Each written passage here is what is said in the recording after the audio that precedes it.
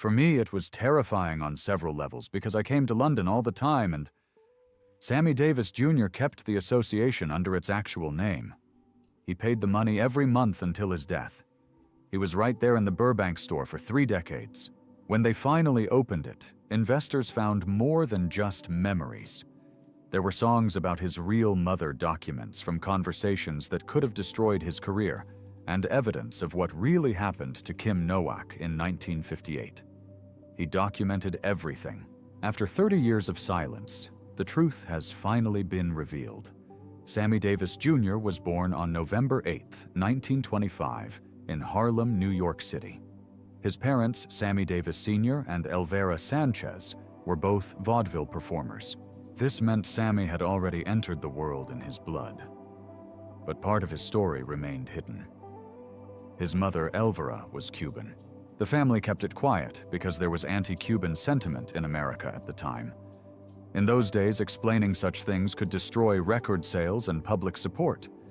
Even as a modern man, Sammy's life was shaped by racism and the need to hide parts of who he was. Harlem Alive, with the energy of the Harlem Renaissance, became his first stage, setting the tone for the rest of his life. By the age of 12, Sammy was already playing in the Will Maston Trio, an act led by his father and family friend, Will Maston. Most of the kids played games. Sammy danced and sang in theaters across the country. The meeting became his thick skin, but it came at a cost.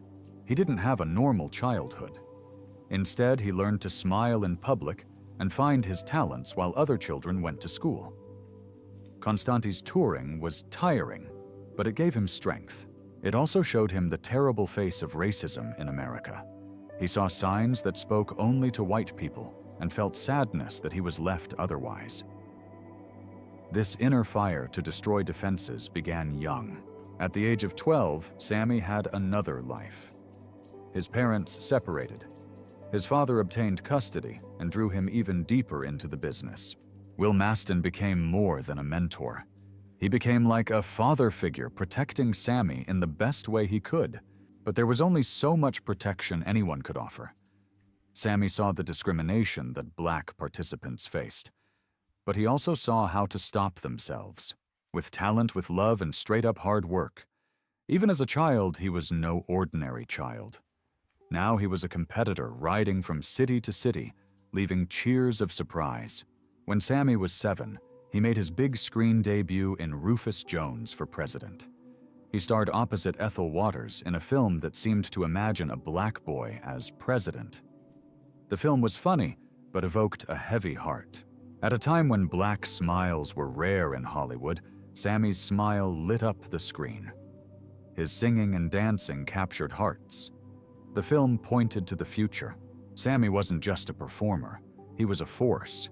He had the rare ability to make people see past the color of his skin, even if only for a few minutes. But life on stage meant sacrifice. Sammy never went to school like other kids. There were no boards, no chocolates, no school bell for him. His learning came from the road, from books he found, people he met, and stages he encountered. He learned languages, instruments, and skills he couldn't offer in school. His thirst for knowledge matched his desire to perform. He proved that greatness doesn't always come from school. It can come from passion, loyalty, and a mind that never stopped wanting to learn. In 1943, everything changed. At 18 years old, 5 to 6. Tall and 250 pounds, Sammy was drafted into the United States Army. He escaped the safety of the stage and entered a world far crueler. He joined one of the first integrated bands, but the proposal for unity was a lie. The Army was absolutely right. The first soldier he encountered called him names. The brutal truth hit him hard. His ability meant nothing, but he fought to survive, facing fighting and hatred almost daily. The Army was meant to build people. For Sammy, this destroyed his otherness. The murder he encountered surprised him. White soldiers once killed him and painted him white from top to back, disillusioning everything he was. Once they killed him, while he was drunk, and covered him in urine. Some nights he stopped at him. His nose was destroyed 3 times, and it wasn't fixed. They caught him off guard to force him into the show. Twisting ropes were applied to his face before they threw him onto the stage. The brutality was endless, built to destroy him. One night, soldiers dragged him to a tree in the freezing cold. There he remained. Directly, like so many terrorist victims before them, cold bit into his face. But the pain lasted longer. It was a message. No matter where you go, no matter what you achieve, remember your place. The army didn't protect him. It looked different.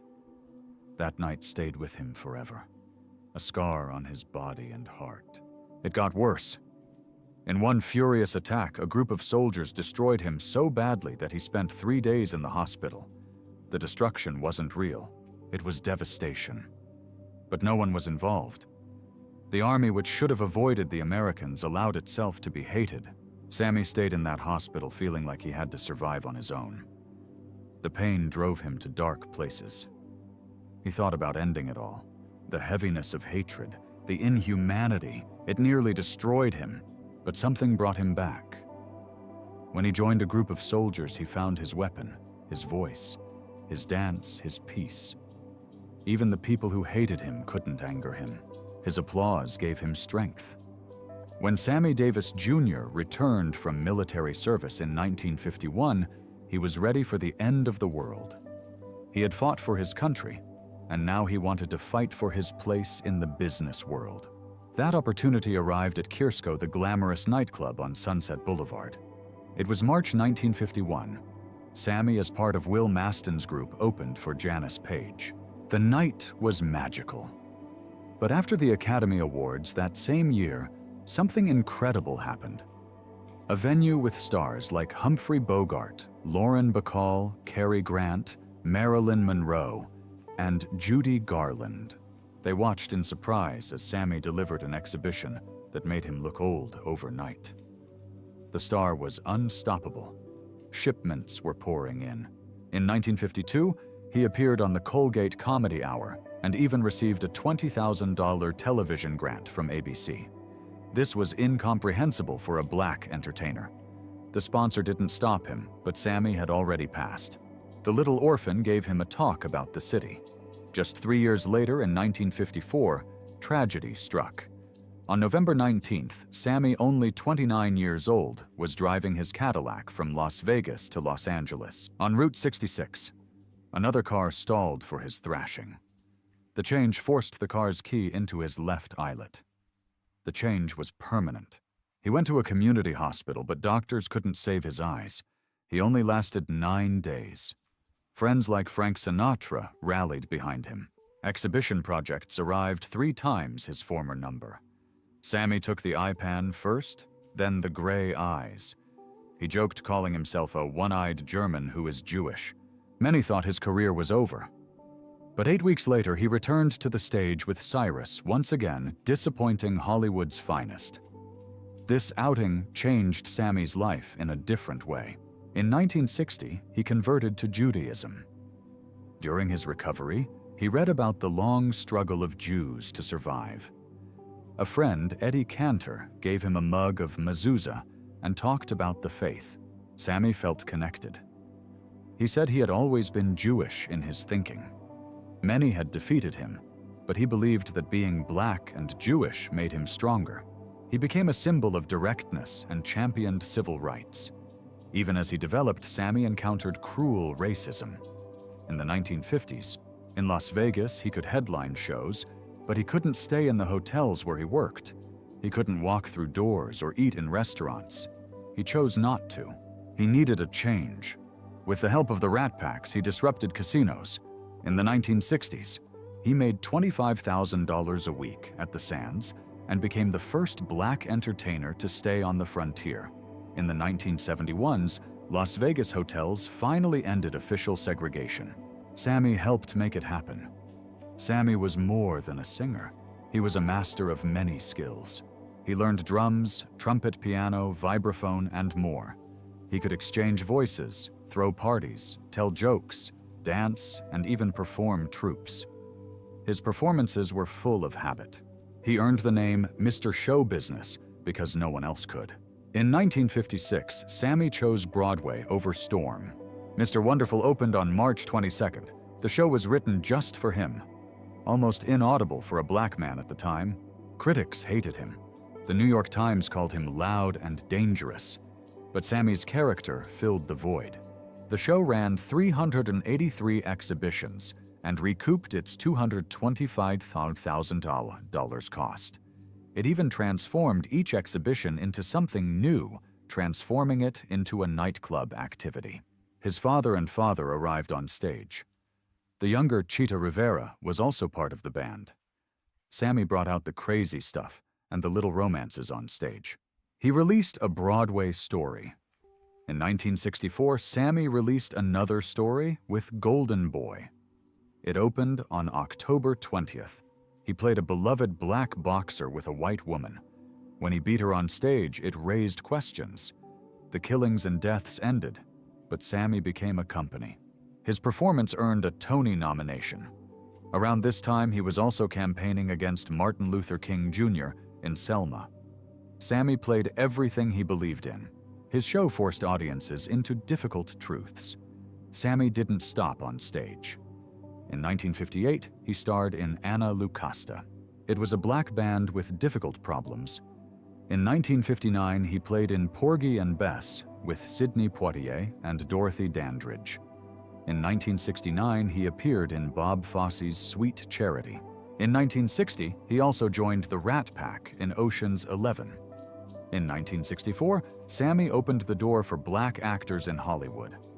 On television, Sammy was everywhere. He appeared on The Ed Sullivan Show, The Tonight Show, and many others. In 1966, he appeared on NBC's Sammy Davis Jr. show. He was one of the first black enthusiasts to speak out on the network's premier variety show. Big names like Elizabeth Taylor and Richard Burton flocked to him. He worked harder than anyone, giving thousands of interviews a week to promote the show. His success helped other black artists find their place on television. The friendship between Frank Sinatra and Sammy Davis Jr. began in 1941. Sammy was only 15 years old. He led the Will Maston Trio in Detroit. Frank was 26 years old and touring with the Tommy Dorsey Orchestra. The moment Frank saw Sammy on stage, he knew he had met something special. Over the next decade, Frank continued to find ways to help Sammy. In 1947, Frank arranged for the Will Maston Trio to open for him at New York's Capitol Theater.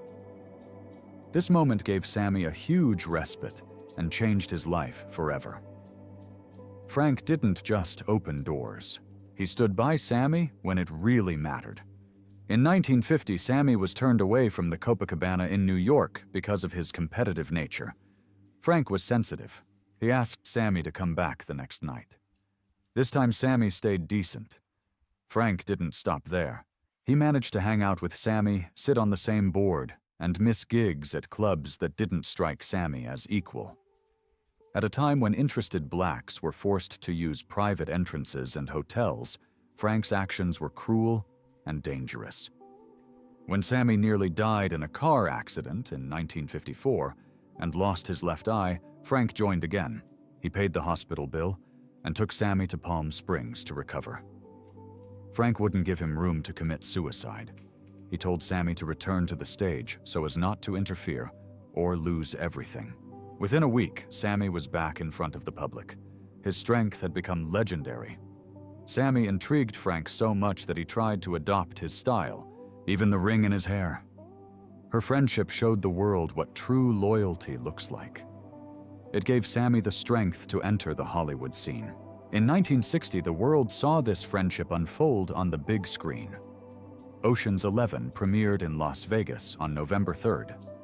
The film won awards for Frank Dean Martin, Sammy Joey Bishop, and Peter Lawford. They played a war within War II, pulling off a massive heist.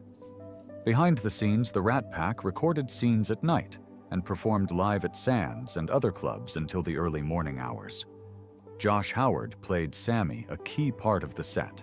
The film grossed $5.5 million at the box office, about $55 million today. The final shot of the Rat Pack walking in front of the casino names became a unique image. Sammy was no longer a friend. He was one of the old guys. In the 1950s, Sammy made about $25,000 a week in Las Vegas. But even as he packed theaters, he couldn't stay in the hotels where he performed. Segregation forced him to stay far east. Sammy wouldn't let it. He became the first black enthusiast to achieve free peace and freedom on the frontier. This helped destroy the color barrier in Las Vegas. He held his own by supporting civil rights protests and buying ingredients at the Tropicana. When Nevada passed legislation in 1971 that ended hotel discrimination, it was partly because of Sammy. When he died in 1990, Las Vegas temporarily dimmed its lights. The place that once abandoned him now reveres him like a king. Sammy also left his mark in films after Ocean's 11. He starred in Sergeant 3 in 1962 with the Rat Pack. The film grossed $4.3 million. Sammy even carried a cassette tape which John Wayne paid for. In 1964, he appeared in Robin and the Seven Hoods. The film combined music, comedy, and drama. Sammy played Will alongside Frank Dean and Bing Crosby. These films weren't just funny. They showed that Sammy was an old woman in her own right. He helped change how Hollywood viewed black people. But Sammy's life wasn't all spectatorship. In 1957, he fell in love with Kim Nowak. She was one of Hollywood's biggest stars. They met at a Steve Allen exhibition. They soon spent time together and even met his family. But their interracial relationships proved dangerous. Only 4% of Americans took them. Emmett Till's treatment was still fresh in people's minds. Sammy and Kim tried to keep it a secret. Sammy hid under shirts in cars. They met at a beach house in Malibu. But in November 1958, an economics column reported that they had become interested. The news spread like a bonfire. The studio panicked. The youth were tied up. Sammy was killed by youths connected to the Colombian filming. They told him to end things with Kim or lose his remaining eyes. Which was better? Even mob boss Sam Giancana said he couldn't protect Sammy in Hollywood. Sammy was terrible. On November 7, 1958, he consulted Kim. He didn't want to. He had no choice. A day later, on November 10th, Lori White, a black singer, died. It was a cesspool for the mobs and the president. He paid her about $25,000. That night, he was so tired he tried to lose her. Later, his assistant found him alone with a gun. The march ended in November. Sammy's church with Kim cost him almost everything. It showed how dangerous the challenge of counsel was in America in the 1950s. Sammy Davis Jr.'s marriage to Mae Britt in the 1960s was more than just a union of two people. It challenged one of America's worst taboos. At the time, interracial marriage was illegal in 31 states. A Gallup poll from the summer of 1958 showed that only 4% of Americans supported black-white marriages. The couple's plan to die at the Temple of Israel in Holstein fell through after the synagogue received information about the bomb. They had no choice but to move the ceremony to their home in Holstein. Frank Sinatra and Peter Lawford stood behind them as witnesses. Sammy and Mae converted to Judaism before the temple. They became one of the various black and white interracial men in the meeting. Their sense of power was dangerous. Swastikas appeared on their home. Britt lost her contract with Fox 20th Century. Davis had been invited since President Kennedy's inauguration in 1961, all because of who he loved. The birth of a family brought its own trials. They had a daughter, Tracy, born in 1961. They later adopted two sons, Mark and Jeff. The hatred didn't stop. People shouted rational words from their cars. Their home was vandalized with swastikas. Sammy and Mae tried to protect their children by burying them with friends they considered their talents, not their advice. But the world outside this dump could be cruel. Tracy later said that at times she felt safe only to be surprised by the truth she encountered beyond her cruelty. Britt's career was over. The studio believed that no one wanted a white actress to die with a man. Even after their trip, Sammy remained active in his children's lives. He helped them with their German education and assisted with his son's bar mitzvah. In 1968, after 8 years of dreaming, Britt signed up for the trip. She expressed extreme cruelty and mental suffering. Sammy's conversation with singer Lola Falana was key, but their problems continued. His endless journey and the fatigue of public hatred left little room for his family. After resolution, Sammy's world fell apart. He turned to drugs and alcohol. Cocaine and amylonitrite became his escape. Back home in Beverly Hills, he transformed into a girl where the old-timers came to drink and use drugs. On stage, he became disillusioned. On stage, he was often drunk high and out of control. The difference between his cool and private suffering became divorced. In 1970, Sammy died with singer Elvera Sanchez. A spokesman for Jesse Jackson made it official. In 1989, they adopted a son, Manny, just a year before Sammy's death. Elvera gave him some stability, but their life was far from peaceful. Their home became a familiar one for the girls. They talked about drinking and drugging. Because of this, Elvera was completed by Sammy, while he struggled with drugs and later with blood. After his death in 1990, she was left with over $7 million in loans. She lost her home and most of her friends. She struggled with her drinking problem and struggled with her drug problem. A stunning contrast to her former glamour. However, she fought to keep Sammy's memory alive by organizing tribunes and working within the Christian community. Sammy's gambling addiction helped him destroy his money. He earned an estimated $50 million during his career. At times, he made around $185,000 a night. But he died after filing a lawsuit against the IRS for over $7 million. He could rack up $40,000 in a single night. Like Sinatra, whose money was often recovered, Sammy had to pay for his obstacles. Bad business deals and shiny cash rooms added to his problems. His wisdom also played a role. He collaborated with many people and spent too much money. In July 1972, he reached the top of the November charts for the first and only time. His version of The Candyman became the #1 on the November Hot 100. It sold over 2 million copies and achieved gold status. This was surprising, as Sammy initially hated the song, but its sweet melody and noble nature won over a new generation of fans. He stayed on the song, I've Gotta Be Me. In 1968, the song Living Fully and Staying True told the story of Sammy's own struggle for identity.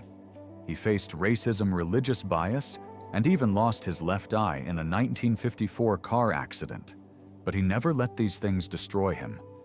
He usually ended his scenes with a song, turning each scene into a statement of doubt and hope. Las Vegas became his chair. In the 1960s, he earned about $25,000 a week there. He helped change racist practices in cities by demanding balance. His programs included songs, dances, parties, and comedy. With his success, he helped define Las Vegas. His face still appears on casinos' walls and billboards, an accessible tradition. On television, Sammy also changed defenses. In the 1960s and 70s, he appeared on shows like The Ed Sullivan Show and The Tonight Show. His 1966 show made history as one of the first network programs hosted by a black host. He could sing dance joke and party, winning millions of hearts. But the dark side of his life never stayed. His drug use and drinking escalated during his years of cult exploration. Friends tell of nights of cocaine, endless drinking, and madness. Sammy himself denied that he wanted to try anything, but it remained a burden. His March with May was hit by a truck and a threat. He became independent. He once ended a show after one song. Although he later quit cocaine, his struggle with alcohol stayed with him. The deeper he delved into his dark pursuits, the harder it became to control his demons. During these years, Mr. Show's big business seemed at risk of losing everything. In 1987, fans worldwide were thrilled when Sammy Davis Jr. decided to team up with Frank Sinatra and Dean Martin. It's been a dream for years, and now the farewell tour has finally come to fruition. At first, it was called the International Farewell Tour. Later, when Liza Minnelli joined it, became a well-known ultimate event. This tour was bigger than anything the Rat Pack had ever attempted. They were no longer playing small nightclubs. They were playing massive arenas that could hold anywhere from $10,000 to 25,000 people. It was a powerful move, unlike anything anyone had ever seen before. The first win came at the Coliseum on March 13, 1988. At first it seemed like magic, but soon the screams started coming. Dean Martin was already 70 years old, and the direct travel and night games were too much for him. After half his wins, he retired, citing blood problems. The tour had to be halted, but Sinatra and Davis didn't give up. They brought Minnelli, and the concert ended. They finished the U.S. tour in Miami in November 1989. They then traveled to Japan, Australia, and Europe. The tour ended in May 1989. The actual fighting began in November 1989. Sammy began to lose his taste. His brain still felt the force. Doctors soon gave him honest news: cancer in the head. All those years of taste down to 4 packs a day allowed him to hear it. Sammy had a choice. He could let the surgeons remove his speaker to save his life, or he could have tried radiation to keep him singing. He chose his voice. He endured 8 grueling weeks of treatment. At first it seemed to work. The tumor spread. Sammy returned to the stage several times, but in June 1990, the cancer returned and spread rapidly. Surgery was no longer an option. Sammy couldn't even speak, and his weight dropped to about 60 lbs. Health took his strength, his voice, and ultimately his life. On May 16, 1990, at the age of 64, Sammy Davis Jr. died. My present in the world was too peaceful, 2 long nights and endless exhibitions. But it took a while. When Sammy died in his Beverly Hills home, the truth about his finances was revealed. Having worked with millions over 6 decades, he had paid more than $5 million. With criminal charges and business deals, he paid $7 million, which was approximately $13 million. His house was worth about $4 million, but the IRS paid it all off. His wife, Altavice, was left to pick up the pieces. Since she signs her own money, she signed her own money. She had to sell her 11,000 square foot house for $2.7 million. But most of that money was paid for with money. The money didn't stop there. Sammy still paid $2,000 for t-shirts, $500 for thick coats, and $118,000 in store cash. Even his money and future money moved to the IRS. Altavice fought legal battles for years. In 1997, it settled with the IRS, but lost almost everything along the way. The world watched in surprise as one of its brightest stars vanished not only in health, but also in happiness. The suffering intensified with the subsequent auction. In August 1991, more than 800 people flocked to Los Angeles. They came to buy pieces of Sammy's life. Over 500 of his personal items went up for sale. His gold record sold $4,750. The difference in his ropes brought in $11,000. People even bought his store's box fights and t-shirts. The auction totaled $439,000. It was almost impossible to hold on to the $7 million. Altavice cried as she watched his treasures fall into his hands. To make matters worse, some of Sammy's belongings were already gone. The list of 185 pieces of shop inventory and even an Andy Warhol painting disappeared. Then an opportunity arose that no one expected. On a recent afternoon in 1991, a 28-year-old man named Matthias Horenchik received a strange sum of $365,000. It was a convenience store he never paid. His ID was lost. A1 Self-Storage in Burbank went to check on him and found that the store had been paid with false information. Fearing something dangerous was hiding, the driver called the police. When they opened the store, what they found was shocking. Inside were Sammy Davis's Persian treasures. There was a trumpet, an antique singer, and a shop selling Candyman shapes, documents, and photos. Someone paid off the shop just 2 weeks after the auction, trying to hide the items. Police learned that an Altaweza employee helped assemble the items. He said the IRS went after everything and tried to salvage what was left. They used the IDs they had obtained and paid. If they had kept paying, no one would have known, but the IRS found out. They seized the items, hoping to recover more treasure. Altaweza said she knew nothing about it. This hidden shop is just another sad episode in a story of talent, love, and inheritance.